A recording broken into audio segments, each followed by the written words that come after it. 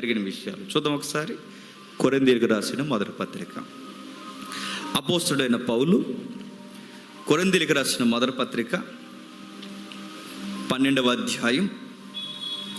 అపోస్తలుడైన పౌలు కొరింథీయులకు రాసిన మొదటి పత్రిక 12వ అధ్యాయం మొదటి వచనం నుండి, మరియు సహోదరులారా, ఆత్మ సంబంధమైన వరములను గూర్చి మీకు తెలియకుండుట నాకు ఇష్టము లేదు. మీరు అన్యజనులై ఉన్నప్పుడు ఆగుదాం. అపోస్తుడైన పౌలు సార్వత్రిక సంఘాన్ని ప్రేమించి ఏమంటున్నాడు? ఆత్మ వరాల గూర్చి తెలియకుండా సార్వత్రిక ఆత్మ సంబంధమైన వరములను గూర్చి మీకు తెలియకుండుట నాకు ఇష్టము లేదు. మీరు అన్యజనులై ఉన్నప్పుడు ఆగుదాం. అపోస్తుడైన పౌలు సార్వత్రిక సంఘాన్ని ప్రేమించి ఏమంటున్నాడు? ఆత్మ వరాల గూర్చి తెలియకుండా ఉండడం నాకు ఇష్టం లేదు.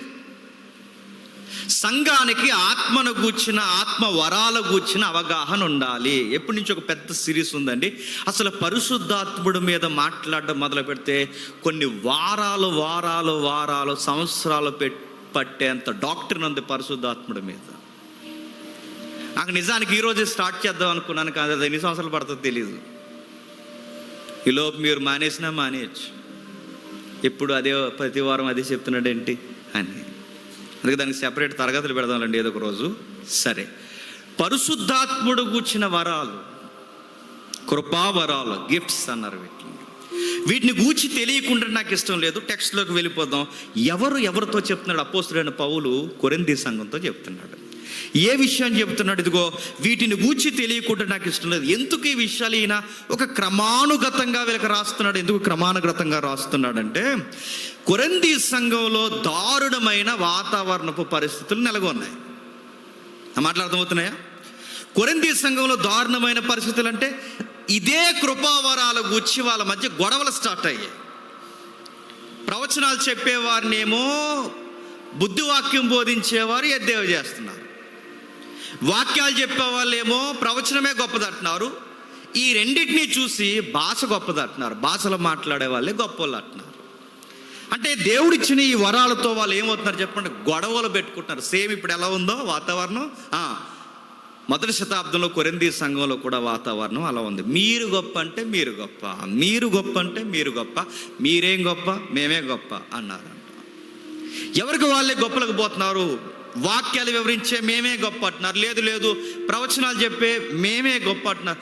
మీ ఇద్దరు కాదురా, అసలు భాషలు మాట్లాడరా వరం అంటే మాకు ఆ వరం ఉందిరా అంటున్నారట. ఇలా ఎవరికి వాళ్ళే గొడవలు పెట్టుకుంటున్నారు. ఇంకా అంతేనా, వావి వరసలు లేకుండా పోతుంటే అక్కడ గొడవలు అవుతున్నాయి కొరింథీ సంఘంలో. మీరు ఇంటికి వెళ్ళిన చదవండి. తల్లి వరస అయిన దాంతో పోయాడంట ఒకడు. అలాంటి గొడవలు కూడా ఉన్నాయి కొరింథీ సంఘంలో. కృపావరాల గుచ్చి గొడవలు ఉన్నాయి, వావి వరుసలు లేవని గొడవలు ఉన్నాయి. అన్య ఆచారాలు పాటిస్తున్నారంటే విగ్రహాల జోలికి పోయి వాటి అర్పిస్తున్న అర్పణలు కూడా తింటున్నారన్న గొడవలు ఉన్నాయి. అసలు విగ్రహాచారాల దగ్గరికి పోవాలా పోకూడదా, ఇదో పెద్ద డిబేటే జరుగుతుంది అక్కడ కొరింథీ సంఘంలో. ఇంకా ఏం జరుగుతున్నాయి? పోటీలు, ఇంకా అపోస్తులనే పునాదులు వేసుకుంటున్నారు, ఇంకా బోధకులమని చెప్పుకుంటున్నారు. ఎలాంటి గందరగోళం పరిస్థితుల్లో పౌలు గారు ఒక మాట అన్నాడు, అసలు వీటి గూర్చి మీకు తెలియకుండా ఇలా కొట్టుకు సావడం నాకు అసలు ఇష్టం లేదు. కొంత వివరణ మీకు అవసరం. ఇలా కొట్టుకొని చేస్తే రేపు పొద్దున అల్లరైపోతుంది. అల్లరైపోతే క్రీస్తు లోకమైపోతాడు. క్రీస్తు లోకమైపోతే లోకానికి క్రీస్తును ప్రకటించాల్సిన మనమే క్రీస్తును దూరం చేసుకుని అవుతాం. అయినా మన దేవుడు ప్రేమకు నిలయమై ఉండాలి, కానీ మనలో మనకి కొట్లాటలకు కారణం ఏంటి? అందుకే వీటి క్రమం మీకు తెలియాలి. వీటిని గూర్చి ఇలా తెలియకుండా మీరు పోట్లాడుకోవడం, అరకొరగా మాట్లాడుకోవడం, మీరు ఇలా ఉండిపోవడం, ఇలా లో లెవెల్లో మీరు ఆలోచించడం నాకు ఇష్టం లేదు. అందుకే కొంచెం మీకు క్లారిటీ ఇవ్వాలనుకుంటున్నానని వరుస క్రమంలో 3 అధ్యాయాలు రాసుకొచ్చాడు. ఆ 3 అధ్యాయాలే 12, 13, చెప్పండి 14. అర్థమవుతుందా? ఇవన్నీ మనం వివరించం, కానీ ఒక ముఖ్యమైన సంగతి జోలికి మనం పోతాం. వివరిస్తున్నాడు. వివరించుకున్న అధ్యాయాలు రాస్తున్నాడు. 12వ అధ్యాయం అంతా ఎవరెవరు ఎలా ఉండాలి, ఏ ఏ విషయాలు ఉండాలో మాట్లాడాడు. నెక్స్ట్ దాని నుంచి ఒక లాంగ్ జంప్ ఇచ్చి 14వ అధ్యాయంకి వెళ్ళి మళ్ళీ కృపావరాల గురించి మాట్లాడాడు. 14వ అధ్యాయానికి 12వ అధ్యాయానికి క్షమించండి 14వ అధ్యాయానికి 12వ అధ్యాయానికి మధ్యలో ఒక అధ్యాయాన్ని ఎన్ని పూసలు పెట్టి ఇది ముఖ్యం అన్నాడు. నా మాట అర్థమవుతుందో లేదో? ఇవి అర్థమవు మనకి. ఈ గొడవల మీద ఎవడెవడ ఏ కామెంట్లు ఇచ్చుకుంటాడో అవి అర్థమవుతాయి మనకి. ముందు ఈ సబ్జెక్ట్ వినండి, ఎవడు రైటో ఎవడు రాంగో మనకు అర్థమవుతుంది. నా మాట అర్థమవుతుందా? నెక్స్ట్ 12వ అధ్యాయంలో మొదలుపెట్టిన ఈ కృపావరాలను గూర్చి 14వ అధ్యాయంలో మళ్ళీ వివరించడం మాట్లాడాడు. 14వ అధ్యాయానికి 12వ అధ్యాయానికి మధ్యస్థంగా 13వ అధ్యాయాన్ని పెట్టాడు. 13వ అధ్యాయంలో ఏం పెట్టాడు? లవ్ అన్నాడు. ప్రేమను గురించి మాట్లాడుతుంటే కృపావరాలు ఉన్నాయా అంటే ఉన్నాయి. నేనేం లేవంటలేదు, మళ్ళీ నన్ను అందులో వేరే లిస్టులో వేయకండి. కృపావరాలు ఉన్నాయి, ఈ రోజుకి ఉన్నాయి, ప్రభు వచ్చేంత వరకు ఉంటాయి. కానీ ఇందులో కొన్ని వివరణలు ఉన్నాయి. ఆ వివరణలు ఇప్పుడు నేను చెప్పట్లేదు. కృపావరాలు ఉన్నాయి. కృపావరాలు మనుషులకు ఇవ్వబడ్డాయి. ఆ కృపావరాలు సంఘ క్షేమాభివృద్ధి కొరకే ఇవ్వబడ్డాయి. కృపావరాలు అనగానే మరి పేర్లు పెట్టి పిలుస్తున్నారు అదేనంటారంటే కంగారు అయిపోకండి, మొత్తం వినండి, అర్థమవుతుంది. కృపావరాలు ఉన్నాయి, కృపావరాలు ఉన్నాయి. కృపావరాలు ఎందుకు ఉన్నాయి? సంఘ క్షేమాభివృద్ధి కొరకు ఉన్నాయి, సంఘ అభివృద్ధి కొరకు ఉన్నాయి. నా సొంత డబ్బా కొరకు కృపావరము లేదు. నాకేదో ఒక వరం ఉందనుకోండి, నా బిల్డప్ కొరకు కృపావరం లేదు, నన్ను హెచ్చించుకోవడానికి కృపావరం లేదు, నన్ను కనుపరుచుకోవడానికి కృపావరం లేదు. నాకు ఈ వరం ఉందని నేను సాటింపేసుకుని ఫ్లెక్స్లు పెట్టుకుని సోషల్ మీడియాలో నేను గొప్ప అని చెప్పుకోవడానికి కృపావరం లేదు. నాకు ఈ వరం ఉంది మీకు లేదురా అని చెప్పడానికి కృపావరం లేదు. ఎవరికైనా కృపావరం ఎందుకు ఇవ్వబడిందంటే సంఘము అభివృద్ధి పొందాలి తప్ప సంఘము ఉన్న వరములను బట్టి ఏమవ్వకూడదు చెప్పండి, చేల్చబడకూడదు. చాలా జాగ్రత్తగా వినండి, ఇది సున్నితమైన విషయం. అంటే ఎలా సార్ మాకు అర్థం అవ్వట్లేదంటే ఒక ఎగ్జాంపుల్ ఇస్తాడు ఈ అధ్యాయంలో. ఆ ఎగ్జాంపుల్ ఏమిస్తాడంటే హ్యూమన్ బాడీ ఎలా అయితే ఉందో స్పిరిచువల్ గిఫ్ట్స్ కూడా అలాంటివే అని పోల్చి ఆ వ్యక్తులు కూడా అలాగే ఉన్నారు, సంఘం అలాగే ఉందన్నాడు. అంటే ఎట్లా సార్ అంటే ఇప్పుడు మన బాడీ ఉందనుకోండి, దీనికి ఏదో ప్రాబ్లం వస్తుంది. దీనికి ప్రాబ్లం వచ్చినప్పుడు ఇది లెగిసి డ్యాన్స్ అయ్యేది, ఇది ఓదారుస్తుంది. దీనికి ప్రాబ్లం వస్తే నా బాడీ అంతటికి జ్వరం వస్తుంది. ఇది తగ్గేంత వరకు, దీని నీరసం తగ్గేంత వరకు నా స్టమక్ లంకనం అంటుంది. లంకనం అంటే ఫాస్టింగ్ అంటే ఏంటని అడగండి. నీరసంలో జ్వరంలో నువ్వు అన్నం తినకరా అని చెప్పి నా స్టమక్ ఏం చేస్తుంది అంటే స్వీకరించడానికి ఇష్టపడదు. నా నాలుక ఏం చేస్తుంది అంటే చేదుగా మారిపోద్ది. నా రుచిగునుకులు ఏమంటాయి అంటే నువ్వు నోట్లో ఏం పెట్టుకో అంటాయి. ఈ సిస్టమ్ అంతా ఎందుకు పాటిస్తుందంటే బాడీకి ఆ లక్షణాలు ఉంటాయి. బాడీలో దేనికన్నా ఏదన్నా జరిగిందో మిగిలినవన్నీ ఏదో ధర్నా చేసినట్టు అన్నీ అది తగ్గేంత వరకు దాని సీన్లోకి వెళ్ళిపోతుంటాయి. అంటే దానికి సపోర్టెడ్గా ఉంటాయి.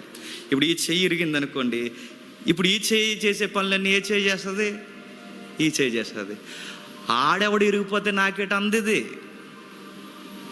లోపల కొన్ని అవయవాలు ఉంటాయి, గుండె ఉంది, ఊపిరితిత్తులు ఉన్నాయి, జీర్ణ వ్యవస్థ ఉంది, కాలేయం ఉంది, ఇంకా లోపల ఇంకా సున్నితమైన అవయవాలు ఉన్నాయి. అవన్నీ లోపల ఉండి ఒకరోజు ధర్నా చేసి ఎప్పుడు ఆ బయట ఉండే వాళ్ళే నాకు కనబడడం, ఆ చెయ్యే కనబడుతుంది ఏంటి, ఎప్పుడు మేం కొన కనబడతామని హార్ట్ బయటకు వచ్చేసింది అనుకోండి, ఏమవుతుందండి? ఎప్పుడు వాళ్ళే కనబడతారేంటి? ఎప్పుడు ఆ ముక్కు ముఖం చెవులు వాళ్ళే నా బయటికి కనబడేది, మేము కూడా కనబడాలనుకుంటున్నాం అనుకొని బయటకు వచ్చేస్తే బయట తీసిపోతారు మనల్ని, అంతే. శ్మశానం తీసి కప్పిడేస్తారు మనం. మీకు ఏమర్థం అవుతుంది? అవి లైఫ్ లాంగ్ లోపలే పనిచేస్తాయి, బయటికి కనబడడానికి ఎక్స్పోజ్ చేయడానికి లేవు. వాటి పని ఏంటో వాడికి తెలుసు, అవి లోపలే పనిచేస్తాయి. కొన్ని అవయవాలు బయట వాళ్ళు ఉన్నారు, లోపల మేమున్నాం అనుకో. సంఘము కూడా అంతే. కొంతమంది డయాస్ మీద కనబడే అవయవాల్లా ఉంటారు, కొంతమంది డయాస్ వెనక పనిచేస్తారు. డయాస్ అనుకున్న వాడికి ఏమర్థం అవ్వాలి? అరే ఎప్పుడు ఆ సురేష్, ఆ శ్రీకాంత్, ఆ జేమ్స్, ఈ పెద్దోళ్ళు ఏళ్ళ ఎక్కుతారేంట్రా? మేము ఎక్కుతామంటే డయాస్ పడిపోద్ది. మీ వర్కులు కొన్ని ఉంటాయి, ఎవరు చేసే పని వాళ్ళు చేయాలి, ఎవరి పని వాళ్ళే. గాయకుడు గాయకుడిగా ఉంటేనే బాగుంటుంది, ప్రసంగికుడిగా ఉంటే బాగుంటుంది. నేను అన్నిటిలోకి దూరితే త్వరగా ఇంటికి వెళ్ళిపోతారు మీరు. సింగర్ నేనే, ప్రసంగికుడు నేనే, అన్నీ నేనే, నేను ఆల్రౌండర్నే అంత తగిలించుకున్నాను అనుకోండి, మీరేమంటారు? చచ్చిన అవయవాల్లో చూసి ఇంటికి వెళ్ళిపోతారు. అంటే సంఘంలో ప్రతి ఒక్కరికి పనులు ఉంటే, ఒక అవయవాలు, దేహంలో ఉన్న అవయవాలు అన్నీ కలిసి పనిచేస్తే ఒక శరీరం ఎలా అయితే జీవిస్తుందో అలాగే సంఘము కూడా అందరూ కలిసి పని చేయాలి. చేతి పని వేరు, కన్ను పని వేరు, అరికాలు పని వేరు, ముక్కు పని వేరు, దేని పని అదే. అరికాలు వచ్చి నేను కన్ను ప్లేస్లో ఉంటానంటే గుద్దెత్తం అయిపోతాం. నేను అరికాలులాగా ఎప్పుడు అదే తిరుగుతుంటుంది ఊరంతా, నేను తిరుగుతాను అరికాలు ప్లేస్లో కన్ను వెళ్ళింది అనుకోండి, గుడ్డోలం అయిపోతాం. ఏది ఉండే స్థానంలో అది ఉండాలి, ఏది పని చేస్తే ఆ పని అది చేయాలి. సంఘం కూడా అంతే, ఎవరి పని వాళ్ళు చేస్తే సంఘము చక్కగా నడుస్తుంది. మీకు ఈ క్రమం ఎందుకు అర్థం అవ్వట్లేదని తిడుతున్నాడు. ఎవరిని చెప్పండి? కొరింథీ సంఘాన్ని.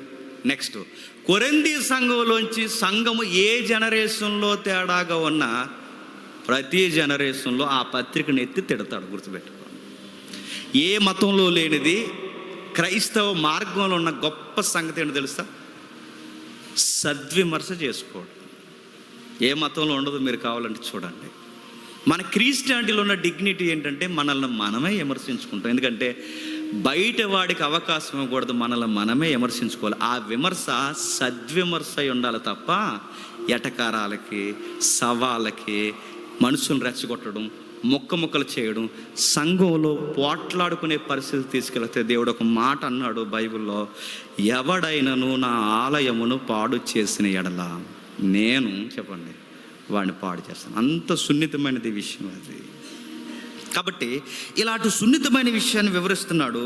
వివరిస్తూ 24వ వచనంలో ఏమంటున్నాడు చూడండి. 12వ అధ్యాయం 24వ వచనం నుండి కొంచెం వివరణిస్తున్నాడు చూడండి. సుందరములైన మన అవయవాలకు ఎక్కువ సౌందర్యం అక్కర్లేదు, అయితే శరీరంలో వివాదము లేక అవయవాలు ఒకదానికొకటి వేకముగా దేవుడు తక్కువ దానికి ఎక్కువ ఘనత కలగజేసి శరీరమును అమర్చి ఉన్నాడుగా. నిజమేగా.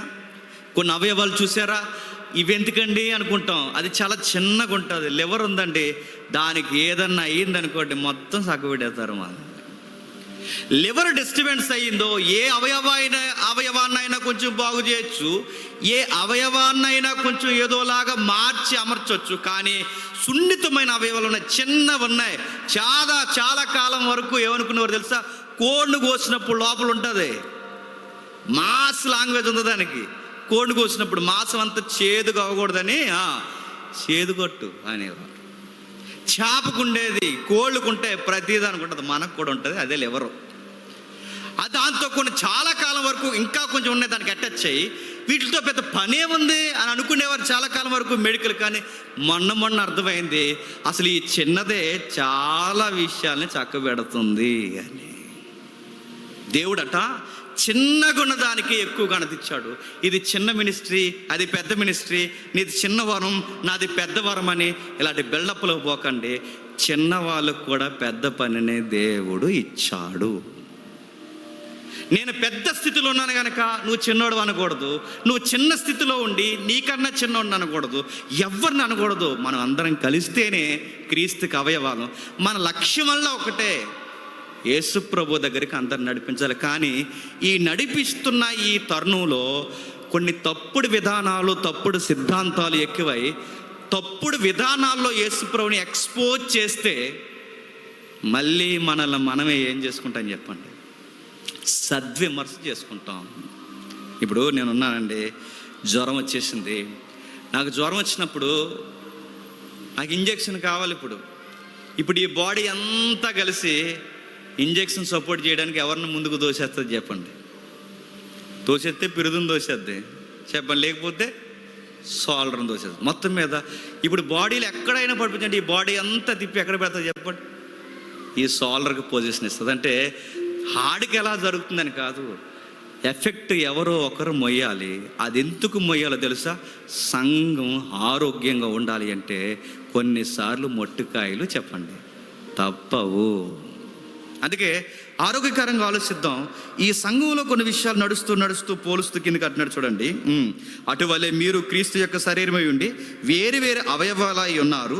మరియు దేవుడు సంఘములో మొదట కొందరిని అపోస్తులుగాను, పిమ్మట కొందరిని ప్రవక్తలుగాను, పిమ్మట కొందరిని బోధకులుగాను, అటు పిమ్మట కొందరిని అద్భుతాలు చేయువారుగాను, తరువాత కొందరిని స్వస్థపరచు కృపావరములుగాను, కొందరిని పరిచారము చేయువారుగాను, కొందరిని ప్రభుత్వము చేయువారుగాను, కొందరిని నానా భాషలు, ఎక్కడ వస్తుంది గొడవ, నానా భాషలు మాట్లాడేవారుగాను నియమించెను. అందరూ అపోస్తుల, అందరూ ప్రవక్తల, అందరూ బోధకుల, అందరూ అద్భుతములు చేయవారా, అందరూ స్వస్థపరచు కృపావరములు గలవారా, అందరూ భాషలు మాట్లాడుచున్నారా, అందరూ ఆ భాషలకు అర్థము చెప్పుచున్నారా? ఏంటట అంటే దాని అర్థం ఏంటి? అందరూ ఒకే పని చేయకూడదు. మీరు ఏదైనా ఒక సంఘాన్ని చూడండి, ఆ సంఘానికి ఒకే ఒక ప్యాటర్న్ ఉంటుంది. మీరు కావాలంటే చూడండి, ఈ సంఘం ఏంటండి, ఈ సంఘం ఎప్పుడు ప్రవచనాలు చెప్తూ ఉంటుంది.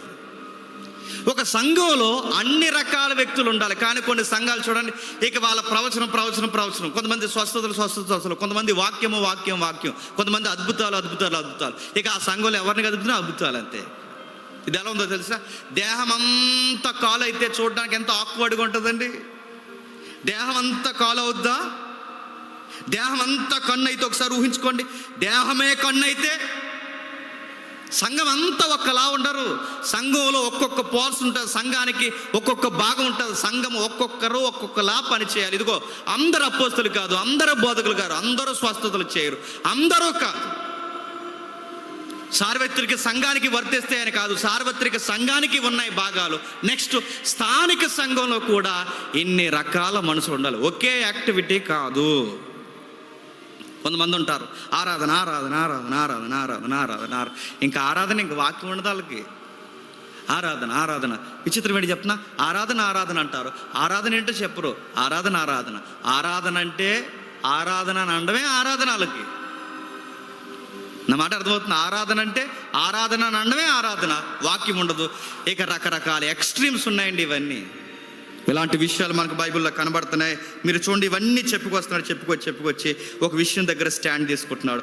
కృపావరముల్లో శ్రేష్టమైన వాటిని ఆసక్తితో అపేక్షించుడి, ఇదియుగాక సర్వోన్నతమైన మార్గమును మీకు చూపుచున్నాను. 13వ అధ్యాయానికి వెళ్ళడానికి ముందే ఒక ఇంటి ఇస్తున్నాడు చూడండి. భాషలు కాదు, స్వస్థతలు కాదు, నెక్స్ట్ ప్రవచనాలు చెప్పడం కాదు, ఇవన్నీ నేను వద్దంటలేదు. కానీ వీటన్నిటికన్నా సర్వోన్నతమైన మార్గం, ఉత్తమమైన మార్గం ఒకటి ఉంది, అది మీకు చూపాలనుకుంటున్నాను అన్న. వీటన్నిటికన్నా గొప్పది. నేను భాషలు మాట్లాడద్దని చెప్పుకో, దీనికన్నా గొప్పది ఒకటి ఉంది అంటున్నాడు ఆయన. నేను స్వస్థతలు చేస్తున్నానని చెప్పుకో, స్వస్థతల కన్నా గొప్పది ఉందని చెప్తున్నాడు ఆయన. కొరింథీ సంఘం, మీరు ఇటు కొరకు కొట్టుకు చేస్తున్నారు, కానీ ఒక విషయాన్ని మీరు గాలి వదిలేస్తున్నారు. ఆ విషయాన్ని మీరు చూడాలి. ఒక ఉత్తమమైన విషయం ఉంది, దాని గురించి మీకు పరిచయం చేస్తున్నాను, దయచేసి దాన్ని జూమ్ చేసి చూడండి అంటున్నాడు. ఏంటి దాని విషయం అంటే, ఆ విషయమై 13వ అధ్యాయంలో ఎత్తుతున్నాడు. ఏంటది? ఉత్తమమైనది, సర్వోన్నతమైనది, ఉత్తమమైనది ఏంటంటే చెప్తున్నాడు చూడండి. 13వ అధ్యాయం మొదటి వచనం, మనుషుల భాషలతోనూ దేవదూతల భాషలతోనూ నేను మాట్లాడినను ప్రేమ లేనివాడినైతే మ్రోగడు కొంచెం ఆగుదాం. ఇక్కడ రెండు విడదీశాడు చూడండి. మనుష్యుల భాషలు, నెక్స్ట్ దేవదూతల భాషలు. చాలా చాలా పారాడాక్స్గా కనబడే వచ్చిన ఎప్పుడు ఇది డిబేట్స్లో అలా ఉండిపోద్ది. సరైన వివరణ ఎవరు? మనకు కూడా ఇది సందర్భం కాదు, కానీ టూకీగా ఒక విషయం టచ్ చేసి మనం వెళ్ళిపోతాం. మనుషుల భాషలు అంటే బైబిల్లో భాషల్లో రెండు కేటగిరీలు విడదీశాడు. ఒకటి భూమి మీద మాట్లాడే మనుషులు మాట్లాడే భాషలు, రెండవది మరో లోకంలో మాట్లాడే భాషలు ఉన్నాయి, అవి దేవదూతల భాషలు. మనుషులు మాట్లాడే భాషలు అంటే తెలుగు, తమిళం, కన్నడ, ఇంగ్లీష్, ఎక్సెట్రా ఏవైతే ఉన్నావో ఈ భూమండలం మీద మాట్లాడే ప్రతి దానిని మనుషుల భాష అంటారు. దేవదూతల భాష అంటే ఈ భూమి మీద మాట్లాడరు, అవి గుర్తుపెట్టుకోండి, పరలోకంలో మాట్లాడేవి. ఇది ఎందుకు ఎక్స్పోజ్ చేస్తున్నాడు వచనాన్ని? భూమి మీద అన్ని భాషలు నేను మాట్లాడేసిన అంటే నిజానికి మాట్లాడతాడా అని అడుగుతున్నాను. ఒక మనిషి భూమి మీద ఉన్న అన్ని భాషలు మాట్లాడేయగలడా? మరి ఎందుకు అలా చెప్తున్నాడు? మనుషుల భాషలు అన్నీ నేను మాట్లాడేసిన అంటే అందరు పౌలు గారు సుమారు పౌలు గారే 4 భాషలు మాట్లాడేవాడు, సుమారు 4 అంచనాగా. ఆయనకి ఎబ్రూ వచ్చు, రోమన్స్ మాట్లాడవచ్చు, గ్రీక్ వచ్చు, ఇంకా సామాన్యమైన భాష అరబిక్ ఆయనకు వచ్చు. ఇలా కొన్ని భాషలు ఆయనకు వచ్చు. ఆ తోరాలో ఉన్న కొన్ని మూల పదాలు ఆయనకు తెలుసు, ఆ కల్దీల భాష ఆయనకు తెలుసు, కొన్ని భాషలు మాట్లాడదు. పౌలు గారు కూడా ఈ విశ్వంలో లేదా ఈ భూమి మీద ఉన్న అన్ని భాషలు మాట్లాడగలడా? అన్నీ అంటే అందరూ సంపూర్ణంగా భూమి మీద ఉన్న అన్ని భాషలు మాట్లాడలేరు. ఇది మీకు అర్థమైతే భూమి మీద ఉన్న అన్ని భాషలు ఎవరైతే అలా మాట్లాడలేరో, అలాగే ఆకాశమందు ఉన్న భాషలు కూడా ఎవరైతే ఎందుకు చెప్తున్నాడు ఈ విషయాన్ని? బాగా వినాలి. ఎందుకు ఈ విషయం చెప్తున్నాడు? అసాధ్యమైనవి సుసాధ్యము అంటే నిజానికి మాట్లాడలేరు. భూమి మీద అన్ని భాషలు ఒకడు మాట్లాడలేడు, కానీ ఇన్ని భాషలు నేను మాట్లాడేసిన. ఇంకా గొప్ప సంగతి, అసలు పరలోక సంబంధమైన భాషలన్నీ నేను మాట్లాడేసిన. ప్రేమ లేనోడినైతే చెప్పండి వెరుదున్నంటే లవ్ అనే ఒక విషయాన్ని హైలైట్ చేయడానికి ఆయన వాడుతున్న పదజాలాలు ఏంటి చెప్పండి? భూమి మీద అన్ని భాషలు మాట్లాడినా లవ్ లేకపోతే వేస్ట్. నెక్స్ట్, పరలోకంలో ఉన్న దేవదూతల భాషలు అన్ని, దేవదూత భాష అంతా నేను మాట్లాడేసిన, ప్రేమ లేకపోతే వ్యర్థము. మరలా అంటే ఈ భూమి మీద భాషలైనా, పరలోకంలో భాషలైనా, దృశ్యలోకపు భాషలైనా, అదృశ్యలోకపు భాష అయినా, ఈ 2 భాషలు నేను కలిపి మాట్లాడేసిన, ప్రేమ లేకపోతే వ్యర్థం. అంటే ప్రేమ లేకపోతే వేస్ట్ అన్న విషయాన్ని చెప్పడానికి అసాధ్యమైన కార్యాలు ముందు పెట్టి, ఈ అసాధ్యాన్ని నువ్వు సుసాధ్యము చేసినా నువ్వు దేవునికి ఏమి నచ్చావు? నువ్వు దేవునికి ఎప్పుడు నచ్చుతావంటే నిన్ను వలె నీ పొరుగు వారిని ప్రేమించినప్పుడు నచ్చుతావు. ఇప్పుడు చెప్పండి, కృపావరాలు మనుషుల్ని ఒకరిని ఒకరు దగ్గర చేయాలి తప్ప కృపావరం అనేది ఏం చేయకూడదు చెప్పండి? గొడవలు పెట్టకూడదు. ఇప్పుడు ఉన్న వరాలు ఉన్నాయని చెప్పుకుని వీళ్ళు ఏం చేస్తున్నారండి? గొడవలు పెట్టుకుని. అసలు వరం ఉందంటారా? తిరం పోయిందంటారా? నిజంగా కృపావరాలు ఉంటే ఏం చేయాలి? గొడవలు పెట్టుకో. మీరు ఎందుకు గొడవలు పెట్టుకుంటున్నారు? గొడవలు పెట్టుకుంటున్నారని దాని అర్థం ఏంటో తెలుసా? అసలు వీళ్ళకి నిజంగానే కృపావరం ఉందన్న డౌట్, క్వశ్చన్ రేజ్ అవుతుంది. మీరు చూడండి, నిజమైన కృపావరము ప్రేమను పంచుతుంది. నిజమైన కృపావరము మనిషిని దగ్గర నుంచి తీసుకుంటుంది. మాట్లాడుతూ వివరణిస్తున్నాడు, మనుషుల భాష, దేవదూతల భాష. మీరు అనుకోవచ్చు, అదిగో భాషలు ఉందిగా, దేవదూతల భాష అన్నారుగా. దేవదూతల భాష అంటే అదేగా వాళ్ళు మాట్లాడుతున్నారు బయట, అదేగా అన్నారు. ఏది 2-3 మాట్లాడతారు, 2-3 అంతే. ఎక్కువ వర్డ్స్ ఎవరు మాట్లాడినా 2-3 మాట్లాడతారు. శబా, రాబా, ఇంకోటి ఏదో ఉందిలేండి, నాకు రాదు. ఈ 2-3 మాట్లాడుతున్నాను. అడుగుతున్నాను, శబా రాబా అని అడుగుతున్నాను. ఇదే దేవదూతల భాష అని ఇక్కడ ఉందా? మరి క్వశ్చన్ అడుగుతున్నాను, ఒకవేళ నాకు చూపించండి, నాకు తెలియకపోతే నేను నేర్చుకుంటాను. ఎక్కడైనా దేవదూతలు భూమి మీదకి వచ్చినప్పుడు దేవదూతలే మనుషుల భాషలో మాట్లాడే కానీ దేవదూత వచ్చి దేవదూత భాషలో మాట్లాడిందా? మీరు ఎక్కడైనా ఒక దానియేలు కాలం పక్కన పెట్టండి. బైబిల్లో ఎక్కడైనా దేవదూతలు వచ్చినప్పుడు దేవదూతలే తమ భాషతో కాకుండా మానవ భాషలతో మాట్లాడాయి. మెనే టేకేలు పక్కన పెట్టండి, అది రైటింగ్ విషయం పక్కన పెట్టండి. మెనే టేకేలు ఏదైతే ఉందో ఆ విషయాన్ని పక్కన పెట్టండి, అది కూడా వివరణ ఉంది అక్కడ. ఎక్కడైనా దేవదూతలు మనుషులతో మాట్లాడుతున్నప్పుడు అర్థమయ్యేలా మాట్లాడు. మెజారిటీ 99% మనుషులకు అర్థమయ్యేలా దేవదూతలే మనుషుల భాషలు మాట్లాడితే, మనుషులైన మీరు దేవదూతల భాషలు ఎందుకు మాట్లాడుతున్నాను, ఈ భాష దేవదూతల భాషని ఎందుకు చెప్పుకుంటున్నారు?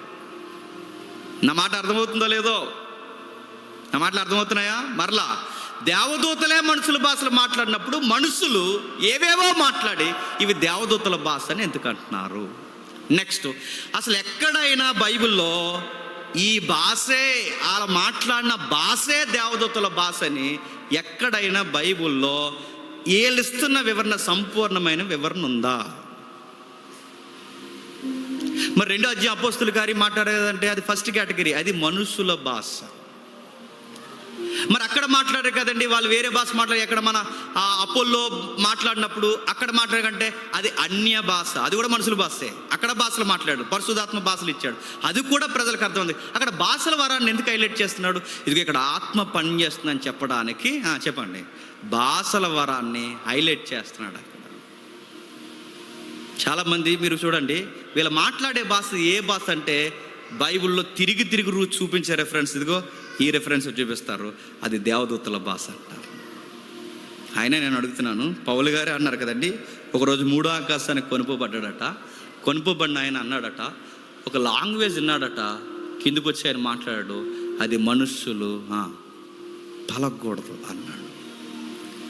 అది మనుషులు ఉచ్చరించకూడదు అంటే ఎన్నవాడే చూసి వచ్చినవాడే అది మనుషులు మాట్లాడే భాష కాదు, మాట్లాడకూడదని ఆయనే అంటే పౌలు గారే మాట్లాడకూడదు, పౌలు గారే మాట్లాడలేకపోయారని మనకు బైబిల్ చెప్తుంటే నువ్వెలా మాట్లాడుతున్నావు?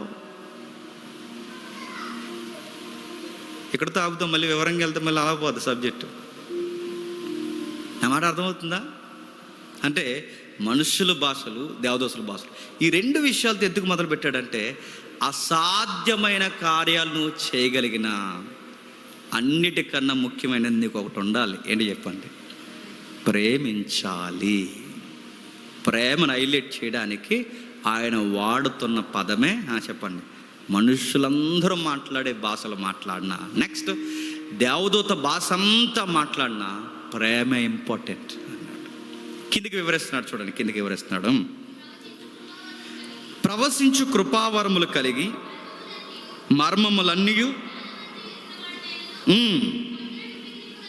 అదే వచనంలో ప్రేమ లేనివాడినైతే మ్రోగెడు కొంచెను గడగడలాడు తాళమున యుందును. ఇప్పుడు బాగా వినండి, నేను ఏదో భాష మాట్లాడేసాను, ఇప్పుడు మాట్లాడేసాను అనుకోండి, మాట్లాడేస్తాను ఇప్పుడు ఏదో ఒకటి భాష మాట్లాడేసిన తర్వాత ఎవరో నా దగ్గరకు వస్తారు, ప్రేయర్ రిక్వెస్ట్కో దేనికో, లేదా రోడ్డు మీద ఎవరో పడిపోయి ఉంటారు, ఏదో ఒక విషయం జరుగుతుంది. నేను ఎంత భాష మాట్లాడి, నేను ఎంత భాషను వ్యక్తీకరించి నేను ఎదుటి వారిని ప్రేమించకపోతే నా భాష నైపుణ్యత ఏమవుద్దట చెప్పండి? సౌండ్ తప్ప ఇంకేం ఉపయోగం లేదట. సౌండ్ అంటే డిస్టర్బెన్స్. సంఘంలో తెగ వరం ఉందని మాట్లాడుతావు, భాష ఉందని, కానీ నీ పక్కింటోడిని మాత్రం నువ్వేం చేయు? ప్రేమించు. నీ కృపావరం ఉంది, నాకు భాషలు మాట్లాడే వరం ఉంది, ఇదిగో భూమి మీద ఏ భాష అయినా నేను మాట్లాడేస్తాను, ఎక్కడికి వెళ్ళినా మాట్లాడేస్తాను. భూదిగంతాల్లో మనుషులు మాట్లాడుతున్న మనుషులు భాష అంతా నేను మాట్లాడేస్తాను. నెక్స్ట్ దేవదూత భాష కూడా నేను మాట్లాడేస్తాను. అయినా ఎదుటోడు నేను ప్రేమించిందంటే ఇంత భాష మాట్లాడిన తర్వాత నన్ను ఏ కేటగిరీలో వేస్తాడు చెప్పండి? సౌండ్ డిస్టర్బెన్స్ తప్ప నీ వల్ల ఏమి లేదు అన్నాడు అంతే. గడగడలు అంటాడంతే. సార్ దీనివల్ల మాకు ఏం ఉపయోగం ఉందంటే సౌండ్ పొల్యూషన్ తప్ప ఇంకేం లేదు, గుర్తుపెట్టుకోండి. లవ్ లేనప్పుడు, ప్రేమ లేనప్పుడు ఉన్న వరానికి ఏం లేదట, అర్థము లేదు. భాషలు మాట్లాడే వరం కాదు, ఆ వరానికి గొప్పతనం రావాలంటే నువ్వు ఎదుటి వారిని ప్రేమించు. కొరింథీ సంఘంలో అన్ని వరాల కన్నా గొప్ప వరం ఏదని ఫీల్ అవుతారు తెలుసా? భాషా వరమే గొప్పదలకి, భాషలు చెప్పే వరమే గొప్పది. అందుకే ఎక్కువ అధ్యాయాలు దేని మీద కేంద్రీకరిస్తాడు చెప్పండి? భాష. భాష భాష భాష అంటే మళ్ళీ ఎక్కడికి వెళ్ళిపోగలరు? లాంగ్వేజ్. ఈ భాషను గురించి మాట్లాడుతూ 13వ అధ్యాయం 7వ వచనంలో మాట్లాడుతూ ప్రవచన వరం అంటే ప్రవచనం. కొంతమంది ఉండేవారట, ప్రవచనాలు అంటే పాత నిబంధనలో చాలా ప్రవచనాలు ప్రవచింపబడ్డాయి. అసలు ఆ సందర్భాలు ఎందుకు ప్రవచింపబడ్డాయి, దేనికి ప్రవచింపబడ్డాయి, ఆ ప్రవచనం యొక్క అర్థం ఏంటి పూర్తిగా వివరణ చేస్తారట. కొరింథీ సంఘంలో అలాంటి మేధావులు ఉన్నారట. జరగబోయే విషయాలు కూడా ఆ ప్రవచనాలు బేస్ చేసుకుని ప్రవచనం చెప్పేస్తారట. ప్రవచనాలు చాలా విషయాలు, పాత నిబంధనలో ఉన్న ప్రవచనాలు అన్నీ చెప్తారు, జరిగే విషయాలు చెప్తారు, జరిగిన విషయాలు చెప్తారు, జరగబోయే విషయాలు కూడా. ఇదిగో ఈ రెఫరెన్స్, ఈ ప్రవచనం యొక్క అర్థం ఇది, ఇదిగో ఆ యెషయా గ్రంథం 7వ అధ్యాయంలో ఎలా రాశాడుగా దీని అర్థం ఇది అని వివరణ చేస్తారట. యెరెమీయా చెప్పాడుగా 70 వారాలు, ఇదిగో ఇది అక్కడ అని వివరణ చేస్తారట. ఇదిగో ఈ దానియేలు ఈ ప్రవచనం చెప్పాడుగా, ఈ ప్రవచనం ఇదిగో ఫ్యూచర్లో జరగబోతుంది, మొత్తం వివరణ చేస్తారట. వాళ్ళకి ప్రవచనాలు చెప్పే జ్ఞానం ఉంది. ఇప్పటికీ మనకు చూడండి, కొన్ని వచనాలు మనకి చాలా కాలం వరకు కొన్ని అర్థమవు. మనకి దేవుడు ఎందుకో కొన్ని విషయాలు లాక్ చేస్తాడండి. సరిగ్గా టైం వచ్చేసరికి వచ్చిన చాలా చాలా చక్కగా విడిపోయి మనకు అర్థమవుద్ది. అంతకాలం ఎంత లాక్ చేస్తాడో మనకు తెలియదు. కానీ వాళ్ళందరూ కొరింథీ సంఘంలో ఎలాంటి వాళ్ళు ఉన్నారో తెలుసా? వాళ్ళకి రెఫరెన్స్లో, ప్రవచనాల్లో ఏదడిగినా ఎక్స్ప్లెయిన్ చేస్తారట. వాళ్ళకి తెలియదు ఏమీ లేదట. వాళ్ళ మర్మాలు, సీక్రెట్స్, డివైన్ సీక్రెట్స్ వాళ్ళు మాట్లాడతారంట. చాలా డీప్ స్టడీ వాళ్ళు మాట్లాడతారట. ఎన్ని విషయాలు మాట్లాడతారట. అంతా చెప్పుకొస్తున్నాడు. నేను ఎంత ప్రవచన వరం కలిగినానంటే జరిగిన విషయాలు వివరిస్తూ, జరుగుతున్న విషయాలు వివరిస్తూ, జరగబోయే విషయాలు వివరిస్తూ, లేఖనానుసారమైన ప్రవచన వరము నేను ఎంత కలిగి ఉన్నా. ఆ రోజులకి టెక్స్ట్, ఆ రోజుల్లో ఎంత వివరణ ప్రవచన వరము నేను కలిగి ఉన్నా. ప్రేమ లేనివాడినైతే నా ప్రవచనాల అర్థం చెప్పి భవిష్యత్తు వాక్యాలన్నీ చెప్పండి వ్యర్థము అన్నాడు. నా మాట అర్థమవుతుందా? నిజానికి ప్రవచనాలు, మళ్ళీ ఈ పాయింట్ పట్టుకోండి, నిజానికి బైబిల్ ఉన్న ప్రవచనాల వరం అంతా ఒక వ్యక్తి వివరించగలడా? చచ్చిపోయే వరకు బైబిల్ అంతా ఎవరికీ తెలియదండి. మళ్ళీ చెప్తున్నాను నేను, ఏదో ఒక మూలం మనకు అర్థం కాదు ఉంటుంది. అయినా కొరింథీ సంఘంలో అలాంటి వారు ఉండొచ్చుగాక. అంటే ఆ లవ్కి ఎక్స్ప్రెషన్ ఇవ్వడానికి చెప్తున్నాడు. నువ్వు ప్రవచనాలు అంతా వివరించేసేంత వరం నీకున్నా నీ జ్ఞానమంతా ఇదిగో వ్యర్థమైపోద్ది నువ్వు ప్రేమించకపోతే. 2, 3 చెప్తున్నాడు, కొండలు పెగిలింపగల విశ్వాసము. కొండలంటే ప్రభు దాన్ని పోలికగా చెప్పాడు. నీ విశ్వాసం గొప్పదైతే కొండ ఎక్కడి నుంచి లేచిపోయి వెళ్ళిపోమంటే పడిపోద్ది అన్నాడు. అంతే. అది ఏ విషయాన్ని గురించి చెప్తున్నాడు? కొంతమంది వ్యాఖ్యానకర్తలు ఎలా ఇచ్చారు, కొండల్లాంటి శ్రమలు వచ్చి మన మీద పడిపోయినా, బరువైన ఒత్తిళ్ళు మన మీద పడిపోయినా, ఇంకా అయిపోయాము, దీనికి జవాబు లేదని అనుకున్న పరిస్థితుల్లో కూడా అలాంటి కొండల్లాంటి పరిస్థితులు మన మీద పడిపోయిన విశ్వాసంలో ఏమాత్రం ఏమవంట తొలగమంట. అంటే కొండల్లాంటి పరిస్థితులు, మెట్టల్లాంటి పరిస్థితులు, భయంకరమైన పరిస్థితులు నీ మీద పెద్ద పెద్ద కొండల్లాగా శ్రమల మీద పడిపోయినా, కొండలనంటే ఆ శ్రమలనే పెగిలించేసుకునేంత విశ్వాసం నీకున్నా. ఇంక ఎక్స్ప్రెషన్ ఇస్తున్నాడు, ఈ కొండ తీసుకెళ్ళి ఆ కొండ అక్కడ పడిపో అనేంత విశ్వాసం నీకున్నా. మోసే ఎర్ర సముద్రాన్ని పాయలు చేశాడు. నువ్వు కొండనే తీసేసేంత విశ్వాసం నీకున్నా. నీకేమి లేకపోతే వ్యర్థం చెప్పు. ప్రేమ లేకపోతే వ్యర్థం. అంటే ప్రతి దానికి దేనికి లింక్ చేస్తున్నాడు చెప్పండి?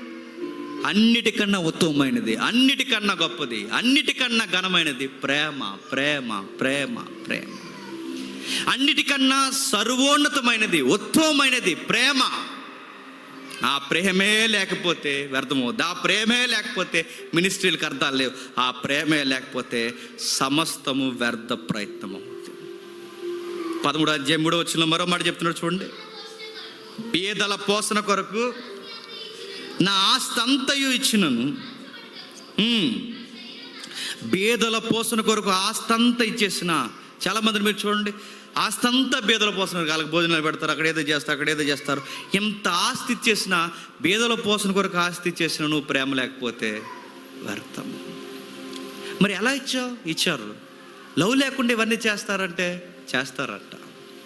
అరే ప్రేమ లేకుండా ప్రవచనాలు చెప్తారంటే చెబుతారట. అరే ప్రేమ లేకుండా స్వస్థత వరాలు కురిపిస్తారంటే చేస్తారట. అరే ప్రేమ లేకుండా ఇవన్నీ జరుగుతాయా? జరుగుతాయి. మరొక ఎక్స్ట్రీమ్ కేసు ఉంది, కాల్చబడడానికి శరీరము అప్పగించేసినాను. కాల్చడానికి శరీరం ఇచ్చేసినా ఏమి లేకపోతే ఆ శరీరం అర్థమవుద్దట. ప్రేమ లేక ఫుట్ నోట్ ఇచ్చాడు చూడండి ఒకసారి అక్కడ. ఫుట్ నోట్ అతిశయించడం అంటే, ఇప్పుడు కాల్చబడ్డానికి శరీరం ఎందుకు ఇచ్చారండి వీళ్ళు? అతిశయించడానికి. అంటే దాని అర్థం ఏంటి? కాల్చడానికి శరీరాన్ని ఇచ్చేసి ఏమంటారు? బ్రదర్ మీరు కాల్చడానికి శరీరాన్ని ఎలా ఇచ్చారంటే వీళ్ళు ఏమంటారు తెలుసా? అది అలా ఉంటుంది మనతో మరి అంటారు. ఆ మధ్యకాలంలో మీరు గమనించారు లేదో, ఒక ఆయన ఒక భయంకరమైన విషయం చేశాడు. క్రైస్తవ్యానికి ఇలాంటి తుకలక పనులు చేసే వాళ్ళు కొంతమంది ఉన్నారండి. ఎగ్జాంపుల్ పాస్టర్ గారు చెప్తున్నారు.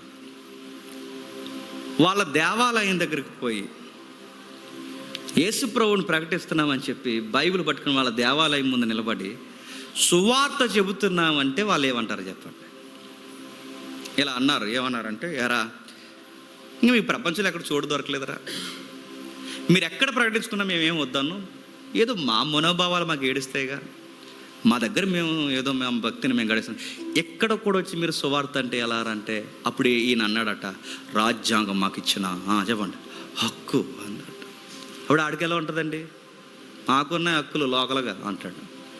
ఆ 30 మంది వచ్చారు, వీళ్ళందరూ కలిసి వాళ్ళని కొట్టారు, పెద్ద రచ్చ అయింది. చూసారుగా, ఇదంతా వార్తల్లో పడింది, పెద్ద రచ్చ అయింది, వీళ్ళు కొట్టారు. ఇదంతా తనులు తిన తర్వాత వీళ్ళు అన్నారట, సువార్త నిమిత్తము మేము చెప్పండి శ్రమను అనుభవిస్తున్నాను నడుతున్నాను. ఇది నిజంగా సువార్త నిమిత్తం వచ్చిన శ్రమే అంటారా? అదే చెప్తున్నాడు ఇక్కడ. దేవుని పేరు మీద కావాలని తన్నులు తినడం మూర్ఖత్వం అవుతుందా, పరిచర్య అవుతుందా? చెప్పాలి. దేవుని పేరు చెప్పి నువ్వు ఎదుటోడిని ఇబ్బందికి గురి చేసి వాడి టెంపుల్ దగ్గరికి పోయి నువ్వు వాడితో కావాలని గలాటా చేసి ఇప్పుడు నువ్వు వచ్చి నువ్వు తన్నులు తిని నేను దేవుని సువార్త నిమిత్తం నేను తన్నులు తిన్నానంటే దాన్ని ఏమంటారు? నువ్వు అతిశయం అనుకుంటున్నావు. అది కాల్చబడ్డానికి శరీరం ఇస్తావు. ఎందుకు శరీరాన్ని ఇస్తున్నావు? కాల్చడానికి. అతిశయం. గొప్ప. నేను దేవుని కొరకు ఏమి ఇచ్చేసాను? శరీరం ఇచ్చేసాను. నేను దేవుని కొరకు ఏమి ఇచ్చేసాను? నా అవయవాలు ఇచ్చేసాను. గొప్ప అంటే గొప్పకి ఇలా చేసే వాళ్ళు ఉన్నారంటే గొప్పలకి శరీరాలు ఇచ్చేస్తారు, గొప్పలకి దేవుడి పేరు చెప్పి తనులు తిని వచ్చేస్తారు, గొప్పలకి దేవుడి కొరకు రోడ్ల మీద గొడవలు ఎడుచుకుంటారు, గొప్పకి ఫేస్బుక్లో అమ్మలను తినేసుకుంటారు. తెలుసా? క్రైస్తవులే. గొప్పలకి వాళ్ళ పేరెంట్స్ వీళ్ళ పేరెంట్స్ వాళ్ళు రికార్డ్ చేసిన సిగ్గులు ఎక్కడ మళ్ళీ యూట్యూబ్లో అప్లోడ్ చేస్తున్నారు. చూడండి ఆ నోరు ఎలా మూయించామో అని. అరే నువ్వు గొడవ పెట్టేసుకుని అది దేవుడికి భయం పెట్టి వాడేదో కేసు పెడితే మళ్ళీ అది వచ్చి ఇది దేవుడి నిమిత్తం శ్రమ అంటే దీన్ని ఏమంటారు? అతిశయిస్తున్నావు. నువ్వెన్ని చేసినా, కాల్చబడ్డానికి శరీరం ఇచ్చినా నువ్వు వాడు గుర్తుపెట్టుకో, నీకు ప్రేమ లేదు. ఎన్ని విషయాలు బోధిస్తున్నాడు చూడండి. ఒకటి ఏంటంట, నాకు భాషల వరం ఉన్నా, ప్రవచన వరం ఉన్నా, నెక్స్ట్ పేదలకి ఆస్తి అంతా ఇచ్చేసిన, నెక్స్ట్ ఇంకా చెబుతున్నాడు పేదల పోషణ వరకు సమస్త ఆస్తినే కాదు శరీరాన్ని కాల్చబడ్డానికి ఇచ్చిన, ఇన్ని నేను చేసిన ప్రేమ లేని వాడినైతే వ్యర్థుడను. నేను త్వరగా ముగించే ప్రయత్నం చేస్తున్నాను. భాషల వరం ఉండి వ్యర్థులైపోయేవారు ఫ్యూచర్లో ఉంటారా అంటే ఈ టెక్స్ట్ మీకు అర్థమైతే చెప్పండి. ఉంటారు. నెక్స్ట్ ప్రవచన వరం ఉండి భవిష్యత్తులో వ్యర్థమైపోయే వాళ్ళు ఉంటారంటే ఈ టెక్స్ట్ మీకు అర్థమైతే చెప్పండి. ఉంటారు. నెక్స్ట్ కొండలు ప్రగిలించేంత విశ్వాసం ఉండి ఫ్యూచర్లో దిగజారిపోయే వాళ్ళు ఉంటారంటే ఈ టెక్స్ట్ని బట్టి చెప్పండి. ఉంటారు. కదల్చబడకుండా శరీరాన్ని కాల్చడానికి ఇచ్చేసిన వారు రేపొద్దున నువ్వెవరో నాకు తెలియదని వ్యర్థులైపోయేవారు ఉంటారంటే బైబిల్ ఎస్ ఎస్ ఎస్ అని చెప్తుంది. అంటే ఇవన్నీ లెక్కల్లోకి రావంటే బైబిల్ చెప్తుంది లెక్కల్లోకి రావు. ప్రేమ లేకపోతే మురోగండు కొంచెం అన్నాడు, ప్రేమ లేకపోతే వ్యర్థుని అన్నాడు, ప్రేమ లేకపోతే ప్రయోజనం లేదన్నాడు. అంటే నా కృపావరణం ఎప్పుడు ప్రయోజనంలోకి వస్తుంది చెప్పండి? ప్రేమ ఉండాలి. నా ప్రవచన వరం ఎప్పుడు ప్రయోజనకరంగా ఉంటుంది చెప్పండి? ప్రేమ ఉండాలి. నా స్వస్థత వరం ఎప్పుడు వరమగా కొనియాడబడతా చెప్పండి? ప్రేమ ఉండాలి. అంటే దేవుడిచ్చిన ఏ వరమైనా అది చక్కగా సంఘానికి క్షేమాభివృద్ధి ఎప్పుడు కలగజేస్తుంది అంటే ప్రేమ ఉండాలి. కానీ బాధాకరమైన విషయం ఏంటో తెలుసా? మన దృష్టి ఎప్పుడు మన ఈ వరాన్ని బట్టి అలా హైలైట్ అవ్వాలనుకుంటామే కానీ మన దృష్టి ఎప్పుడు దేని మీద ఉండదు తెలుసా? ప్రేమను ఎలా డెవలప్ చేసుకోవాలన్న విషయంలో ఉండదు. మీరు గుర్తుపెట్టుకోండి. అక్కడ ఒక విషయాన్ని రాశాడు చూడండి. ఒక విషయాన్ని 14వ అధ్యాయం మొదటి వచనం చూడండి. 14వ అధ్యాయం మొదటి వచనం, ఆత్మ సంబంధమైన వరములను ఆసక్తితో అపేక్షించుడి. ఏమని రాస్తున్నాడు? 12వ అధ్యాయం చదువుతారండి, 14వ అధ్యాయం చదువుతారండి. చాలామంది కృపావరాలు పట్టుకున్న వాళ్ళు ఏ అధ్యాయం చదవరు చెప్పండి? ఎందుకు? ఆటికన్నా గొప్పదన్నాడు ఏది చెప్పండి? లవ్. అందుకు చదవరు. అది ఇవి కాదు సార్, మీరు ప్రేమ లేకుండా ఇవన్నీ ఏంటి సార్ అంటే వ్యర్థుడా అంటారు మనం. కానీ ఇక్కడ బైబిల్ ఏమని చెప్తుందో చూడండి. ప్రేమ కలిగి ఉంటుటకు ప్రయాసపడి ఫుట్ నోట్ ఇచ్చాడు, వెంటాడుడి. ఏం చేయాలట? వెంటాడు. ప్రేమ కలుగుటకు వెంటాడు. మీరు ఎప్పుడైనా గమనించండి, ప్రేమించడానికి కూడా ఏం పడాలంట? నాకు విచిత్రంగా ఉంటుందండి వాక్యం. ప్రేమించడానికి ఏం చేయాలట? ప్రయాసపడాలట. ప్రేమించడానికి ప్రయాస ఏంటి? అది చాలా కష్టం అయ్యా. ప్రేమించడానికి ప్రయాసపడాలా? చాలా ప్రయాసపడాలి. ఎవడ అడిగాడట, ఇలా అన్నారట, సార్ ప్రేమించాలంటే ఏం చేయాలి సార్ అంటే, ప్రేమించాలంతే, ఇంకేం చేసేది ఏం లేదు. ఇంకా ప్రేమించడానికి ఏం చేయాలి? దానికి మెథడ్స్ ట్రిక్స్ ఏమి లేవు. ప్రేమించడానికి ఏం చేయాలి? ప్రేమించాలి. ఎలా ప్రేమించాలి? ప్రయాసపడాలి, నేర్చుకోవాలి, ఎంటాడాలి. ఎంటాడడం అంటే నీ పాప, నీకు ఇష్టమైన పిల్లగాడు పరుగు నెడుతుంటే వాడు వెనకాల ఎలా అయితే పరిగెట్టుకుని నన్ను అక్కుడు చేర్చుకుంటావో, లవ్ వెనకాల కూడా పరిగెట్టాలి. నాకు నచ్చదు, వాడితో మాట్లాడని అనిపించదు. నాకు సురేష్ నచ్చుతాడు, శ్రీకాంత్ గారు నాకు నచ్చడు. నాకు సురేష్తో మాట్లాడాలనిపిస్తుంది, కానీ శ్రీకాంత్ గారితో మాట్లాడాలనిపిస్తుంది. కానీ బైబిల్ ఏమంటే చెప్పిన ముందు శ్రీకాంత్తో మాట్లాడంటుంది. సరే నాకు నచ్చడు సార్ అంటే ప్రయాసపడు, ఎలాగోలా లవ్ చేసి శ్రీకాంత్ వెళ్ళు. నాకు నచ్చదు, ప్రాక్టీస్.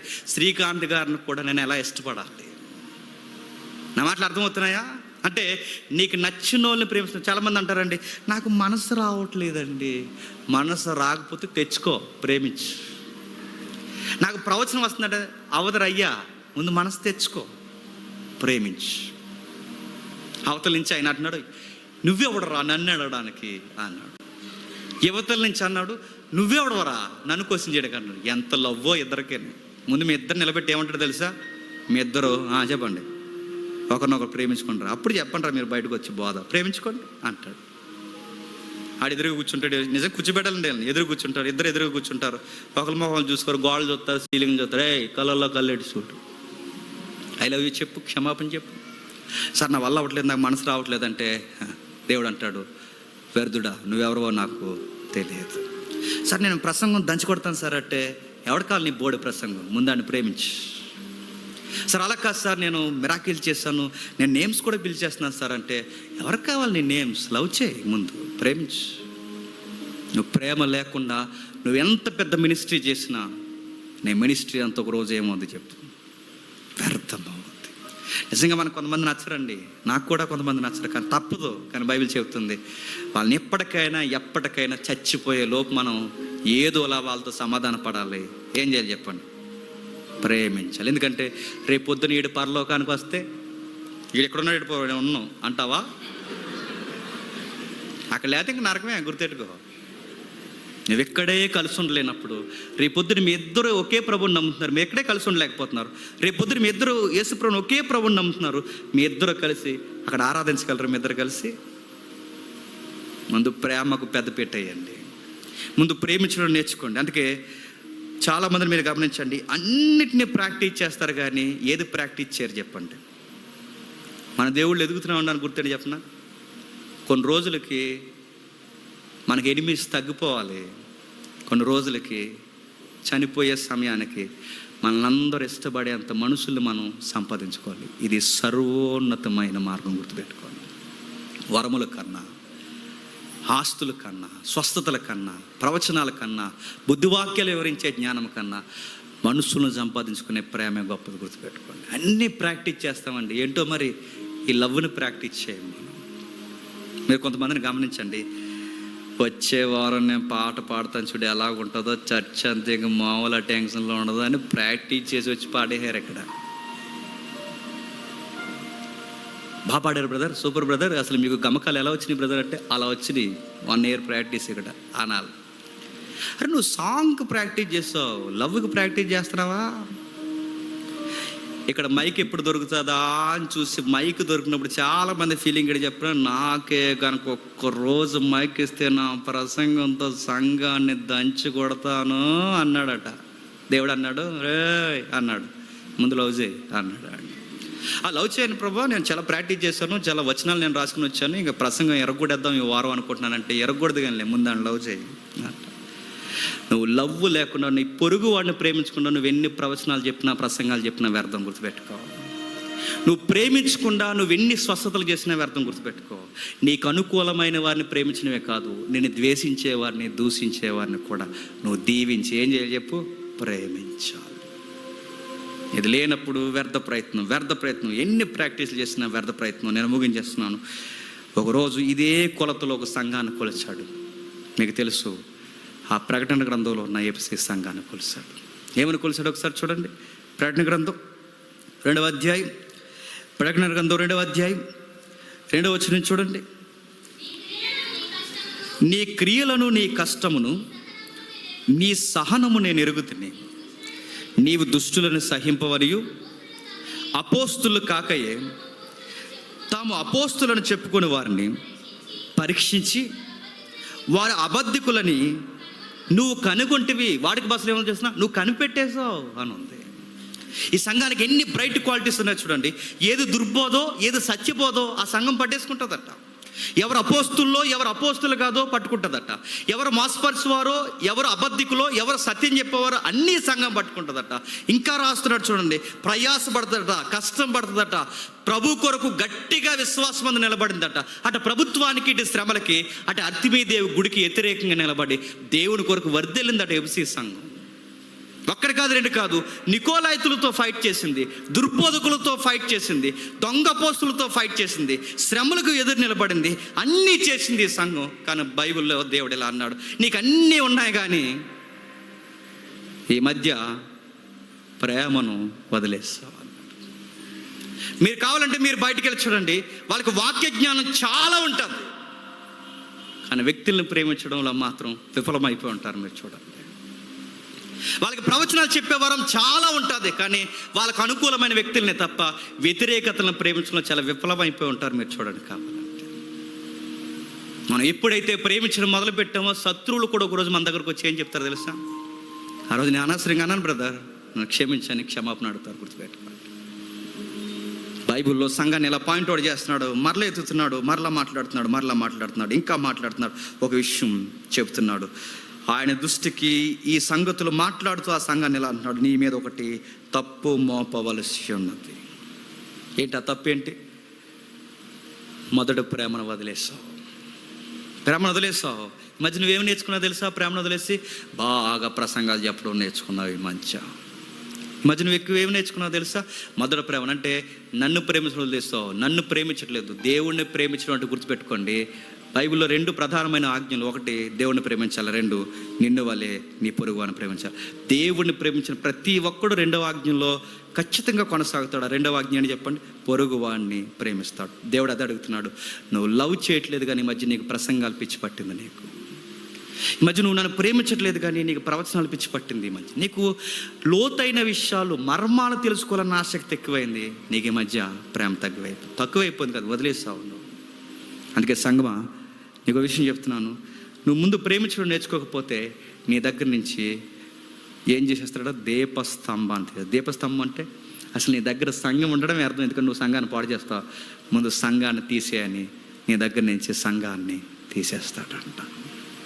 ప్రతి నాయకులు గుర్తుపెట్టుకోండి, ప్రతి సంఘం గుర్తుపెట్టుకోండి, మనం ప్రేమ లేకుండా ఎంత పెద్ద కార్యాలు చేసినా ఒకరోజు మన దగ్గర ఏమి లేకుండా తీసేస్తాడు. చెప్పండి, సంఘం లేకుండా తీసేస్తాడు. గుర్తుపెట్టుకో. నేను ఎప్పుడు సోషల్ మీడియాలో గొడవలు పెట్టుకుంటా అంటే, గొడవలు పెట్టుకుని నీకెందుకు రా సంఘం, పో గొడవలు పెట్టుకోపోయి. నేను ఎప్పుడు ఆడు తప్పు ఈడు తప్పు అంటానంటే, నీకెందుకు, తప్పులు పట్టుకుంటూ తిరుగు బయటకు పోయి, నీకెందుకు సంఘం, నీకేం తెలియదు, నా వరం గొప్పది, నేను ఎలా పిలుస్తాను, నువ్వు పిలవగలవా, నీకు తెలీదు, నీ కళ్ళు కనబట్టలేదు, నువ్వు దేవుని యొక్క కార్యాలు నువ్వు చూడలేదని నువ్వు ఎదుటి నీ వరం చేత ఎద్దేవి చేస్తున్నావు. సంఘానికి నీ వల్ల ప్రయోజనం లేనప్పుడు ఎందుకు, నీ దగ్గర ఎందుకు సంఘం?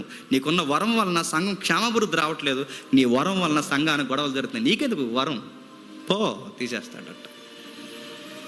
జడ్జిమెంట్ డే నాడు ఒకరోజు యేసుప్రభు వస్తాడండి. నేడో రేపు యేసుప్రభు వస్తాడు. మీరు చూడండి, నేను ముగించేస్తున్నాను. నేడో రేపు వస్తాడు. ఆయన వచ్చినప్పుడు మనుషులను విడదీసేస్తాడట, మేకలు గాను గొర్రెలు గాను విడదీస్తాడట. గొర్రెలు ఒకవైపు పెడతాడు, గొర్రెలను ఒకవైపు పెడతాడు, మేకలు ఒకవైపు పెడతాడు. కుడివైపు ఉన్న గొర్రెలు, ఎడమవైపు ఉన్న మేకలు. ఆ రోజు డిఫెన్స్ జరుగుతుందట. వాళ్ళు అడుగుతారట, వచ్చి నిలబడతారు, ప్రభువా అంటారట. ఎవరు మీరు అని అడుగుతాడంట. ఆ రోజు వాళ్ళు కొన్ని విషయాలు తెర మీద తీసుకొస్తారు. ప్రభువా, అదే ఆ రోజు నీ నామం, నీ పేరు మీద మేము ప్రవచనాలు చెప్పాంగా, మేమే అదే అక్కడ ఆ రోజు పేర్లు పెట్టి పిలిచాం కదా ప్రభు, మేమంటే ప్రభు అంటాడట, ఎవరు నువ్వు అని అడుగుతాడట. ప్రభు ఆ రోజు దయ్యాలు ఎలగొట్టంగా, భూతాలు ఎలగొట్టంగా, మేం ప్రభువా, నీ నామాన్ని దయ్యాలు ఎలగొట్టమంటే ప్రభు అంటాడట, ఎవరు మీరు? నీ నామాన్ని అద్భుతాలు చేశాం ప్రభు, మిరాకిల్ సెంటర్ అని పెట్టాం ప్రభు నీ పేరు మీదే, ఎవరు మీరు? మరి ఎవరు గుర్తుంటారు ప్రభు కంటే? ఈ ప్రవచనాలు చెప్పేవాళ్ళు వీళ్ళు ఎవరు గుర్తుంటారు లేదు, కానీ ప్రభుకి ఎవరు గుర్తుంటారో తెలుసా? ఆ రోజు అన్నం పెట్టారు, మీరు గుర్తున్నారు. ఆ రోజు దాహానికి నీళ్ళు ఇచ్చారు, మీరు గుర్తున్నారు. ఎదుటోడు బాధపడితే ముందు బాధను మీరు వేసుకున్నారు, మీరు గుర్తున్నారు. అందరినీ ప్రేమిస్తూ తిరిగారు, మీరు గుర్తున్నారు. అంటే ఆ రోజు జడ్జిమెంట్ డేలో ఏది గుర్తుపెట్టుకుంటారో తెలుసా? మినిస్ట్రీలో ఎన్ని వరాలు ఉపయోగించావు కాదు, నిన్ను వలే నీ పొరుగు వాడిని ప్రేమించి పట్టెడి మెతుకులు ప్రేమను ఎవడైతే చూపించాడో ఆ రోజు అంటాడట, నేను మిమ్మల్ని ఎరిగి తిని మీరెవరో నాకు తెలియదు అంటాడట. ఇప్పుడు చెప్పండి, వరాలు గొప్ప అంటావా? అందరిని ప్రేమించి యేసు ప్రభుకి దగ్గర చేయడం గొప్పదంటారా? చెప్పండి. దగ్గర చేద్దాం. నీది గొప్పదా, నాది గొప్పదా, నీది గొప్పదా, నాది గొప్పదా? ఆ రోజు ప్రభు ఎలా తెలుస్తాడులే ఎవడది ఏ గొప్ప. కానీ ఈ లోపు ఇంత గలిబిలి చేస్తే బైబిల్ ఇలా అంది, నా సంఘమును పాడు చేసిన వాడిని చెప్పండి నేను పాడు చేస్తాను. అయినా బాధాకరమైన విషయం ఏంటంటే ప్రజలకు అన్ని విషయాలు అర్థమవుతాయండి. ఏదో తప్పో, ఏదో దొంగ నోటో, ఏదో మంచి నోటో అన్నీ అర్థమవుతాయి. మంచి వస్త్రం ఏదో, చెడ్డ వస్త్రం ఏదో అన్నీ అర్థమవుతాయి. మరి బాధాకరమైన విషయం, ఏదో దొంగబోదో, ఏదో సచ్చిబోదో ఎందుకు పసికట్టలేకపోతున్నారు? ఎప్పటికర్థం. ఆ MA BA చదువుకున్న వాళ్ళు కూడా అర్థమవుదండి, ఆ సివిల్ ఇంజనీర్లకు కూడా అర్థమవుదండి, బాగా చదువుకున్న వాళ్ళు కూడా అరే ఇలాంటి వాళ్ళకి మీరు ఎలాగరా కొమ్ము కాస్తున్నారు, ఏం అర్థమవుతుంది? మీకు అన్నీ అర్థమవుతాయి, వాక్యమే అర్థమవుతుంది. ఇప్పుడు చెప్పండి, ప్రవచించే వరాలున్నా ఎన్ని ఉన్నా పౌలు మరలా అంటున్నాడు, ప్రేమించుటకు ప్రయాసపడు. ప్రయాస అంటే ప్రాక్టీస్. నీకు ఎవరెవరు నచ్చట్లేదు ఇంటికి వెళ్ళిన తర్వాత పేర్లు రాసుకో. ప్రతి ఒక్క దగ్గర లిస్ట్ ఉండాలండి, నచ్చిన వాళ్ళ పేర్లు అన్నీ. ఫస్ట్ వాడిని ఏదోలా ప్రేమించే ఆడికి మనకి సమాధానం వచ్చారు, రెండో వాడిని, మూడో వాడిని, ఇక ఎంతమంది చాలామంది ఉంటారు మనకి. తిన్నంగా ఉండే ఎవరం ఏం కాదు మనం. ఎన్ని పేర్లు రాసుకుని చచ్చిపోయే లోపు మనం చెప్పండి అందరినీ సంపాదించుకోవాలి. బయట వాళ్ళు అడుగుతారు, ఏం చూపించారు మీరంటే యేసయ్య ప్రేమ. మీ దేవుడు దేనికి నిలయం అంటే కొట్లాట కలరకు కాదు, మా దేవుడు ప్రేమకు నిలయం. ఎలా రే అంత పెద్ద గొడవ పెట్టుకున్నారు, ఎలా కలిసిపోయారు అంటే చెప్పండి, మా యేసయ్య ప్రేమను బట్టి కలిసిపోయాం. ఉండగలరా? ఉత్తమమైన మార్గం ఏంటి చెప్పండి? ప్రేమించండి, అందరినీ ప్రేమించండి. ప్రేమించకుండా నేను పెద్ద పరిచయం చేస్తానంటే బయటికి పోయి ఆడుకోండి అంటాడు, గుర్తుపెట్టుకోండి. ప్రేమించాలి, యేసు ప్రభు ప్రేమను చూపించాలి, బయట వాళ్ళు చెప్పుకోవాలి. వాళ్ళు ఎన్ని మాట్లాడుకున్నా వాళ్ళ చివరికి ఒకరిని ఒకరు క్షమించుకుంటారు. మరి ఈ వరాల గొడవ ఏంటి? వీటి గొడవ ఏంటన్నంటే నేడో రేపు మనం పెడదాం, ఈ 2 వారాల్లో పెడదాం. పరిస్థితులను బట్టి ఈ ప్రోగ్రామ్ మేము డిజైన్ చేస్తున్నాం. అసలు దీని గొడవ ఏంటి? ఈ అమ్మ తేజ గారే కాదు, ఇంకా చాలామంది ఉన్నారు. వీళ్ళందరి సంగతి ఏంటి? వీళ్ళకి నిజంగా పరిశుద్ధాత్మ ఉన్నాడా, లేకపోతే వీళ్ళ ప్రజల్ని మోసం చేస్తున్నారా? త్వరలోనే చర్చ వేదిక జరుగుద్ది. ఆ వేదిక మీద మనం మాట్లాడతాం. వీలైతే దానికి ఆసక్తి ఉన్న వాళ్ళందరూ ఆ లైవ్ టెలికాస్ట్లకు మేము తీసుకుంటాం. ప్రార్థన చేస్తుందాం. లేచి నిలబడగల వారు లేచి నిలబడండి, మోకాలు వేయగలిగిన వారు మోకాలు వేయండి. ప్రభురాత్రి సంస్కరణలో ఏకీభవించండి.